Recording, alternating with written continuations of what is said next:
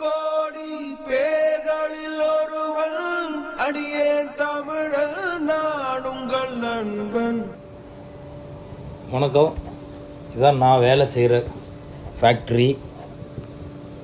இன்றைக்கி நான் என்ன செய்கிறேன், இங்கே என்ன வேலை செய்கிறேன் அப்படின்றத ஒரு சின்ன விழாக்கா போடலான்னு ஒரு ஐடியா தோணுச்சு. ஸோ உங்களுக்கு என்னென்ன டோர் க்ளேஸ் பண்ணுறது, ஃபயர் டோர் எப்படி க்ளேஸ் பண்ணுறதுன்றதை பார்க்க போகிறீங்க. நம்ம எப்படி வேலை செய்கிறன்றதை மட்டும் பாருங்கள். ஆனால் நீ வேலையெல்லாம் செய்வியான்னு இப்போ யோசிப்பீங்க. எல்லோரும் நினச்சிருப்பீங்க, இவனுக்கு இந்த ஊர் ஊராக சுற்றுறது, இந்த வீடியோ எடுத்து போடுறது, டிக்டாக் பண்ணுறது, இந்த எங்கேயாவது போய் வாய் பார்க்குறது, வெட்டி பேச்சு பேசுகிறது, இதைத்தான் மெயின் தொழிலாக செய்கிறான்னு நினச்சிட்டு இருந்திருப்பீங்க. அதெல்லாம் இல்லைங்க, இதுதான் என்னோடய மெயின் தொழில். அதெல்லாம் பார்ட் டைம் ஜாப் தான். ஓகேவா? ஸோ நம்ம கம்பெனியில் நான் கிட்டத்தட்ட ஒரு 13 வருஷம் வேலை செய்கிறேன். ஸோ இங்கே எந்த இடத்துல விட்டாலும், எப்பேற்பட்ட வேலையாக இருந்தாலும் செய்யக்கூடிய அளவுக்கு நான் கற்றுக்கிட்டேன். அதனால் இந்த டோர் ஒரு சாதாரண டோர் தான், பேக் டோர்.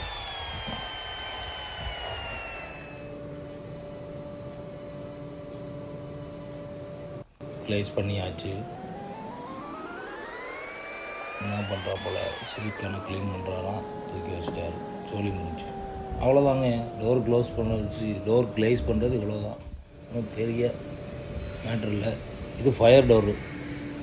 ஃபயர் டோர் அப்படி இப்படி தான் கட் பண்ணி வரும். நம்ம தான் உள்ள எல்லாம் க்ளீன் பண்ணி டைடியாக பண்ணணும். அதை க்ளீன் பண்ணி போட்டு அதில் உள்ள கேப்புகளுக்கு அந்த ப்ரௌன் சிலிக்கான் அடிக்கணும்.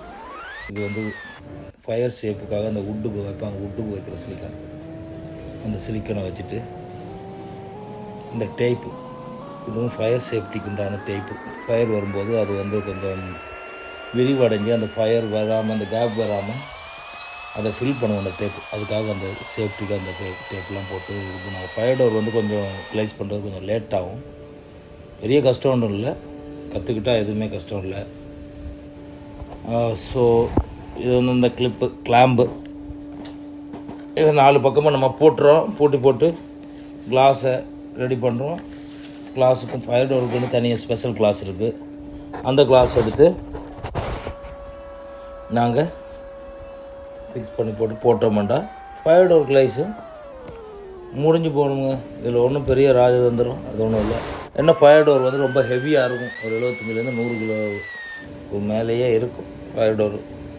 ரியர் டோரு மற்ற சாதா டோரில் விட ஃபயர் டோர் கொஞ்சம் விலையும் கூடவாக இருக்கும், எக்ஸ்பென்சிவாக இருக்கும். 1200 2000 வரைக்கும் போகும் ஃபயர் டோரோட விலை. ஆகையால் நமக்கு ஒரு நிரந்தர தொழில் இது இருக்குது அப்படின்றத தெரிவிக்கிறதுக்காகத்தான் இந்த வீடியோவை நான் எடுத்து போடுகின்றேன். பாருங்கள், இது வுட்டு, அது ஒரு சப்போர்ட்டுக்கு வச்சுட்டு கீழே சிலிக்கான் போடுறதுக்கு. என்ன, அந்த கிளாஸ் டோரை நிமித்தும் போது கிளாஸ் கீழே இறங்கிடக்கூடாது அப்படின்றதுக்காக. எவ்வளோ பேர் நம்ம தமிழாக்கள் இந்த மாதிரி கம்பெனிகள் எல்லாம் வேலை செஞ்சுருப்பீங்க. யார் யார் இந்த மாதிரி கம்பெனிகள் இன்னும் வேலை செய்கிறீங்க அப்படின்றத நமக்கு தெரியப்படுத்துங்க. இதோ முடிஞ்சுது, பேச போட்டாச்சு. பாருங்கள், ஒரு கேப்பும் இல்லாமல் கில்லி மாதிரி அந்த மாதிரி பண்ணியிருக்கா போல். ஸோ இது அந்த வயரை வெளியில் தெரிகிறத கட் பண்ணி எடுக்கிறேன். கரெக்டாக ஐடியா பண்ணிட்டு, ஸோ நான் தான் இந்த டோர் செஞ்சேன் அப்படின்னு சொல்லிட்டு சிக்னேச்சர் பண்ணி விட்றோம். ஏன்னாண்டா நாளைக்கு ஏதாவது பிள்ளைகள் ஏதாச்சும் வந்துச்சுன்னா இந்த டோர் பண்ணு, இப்போ யார் க்ளைஸ் பண்ணாங்களோ அவங்கள வேலையை விட்டு தூக்கிடுவாங்க.